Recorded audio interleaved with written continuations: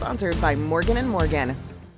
All right, Fred, no doubt it has been a busy day out in the weather department, to say the least. And we've been talking about some strong winds. Really has been one of the big stories for us here at home. Absolutely. And wind and dry air has really increased fire danger here in the DMV. But we're also watching fires all over the country, specifically one in South Carolina that we've been monitoring, Larry. So you want to take a look at this wildfire video and pictures from Myrtle Beach in South Carolina. Now, this is happening in Horry County. Now, multiple homes have been evacuated as the fires raged in several spots, burning roughly 300 acres so far.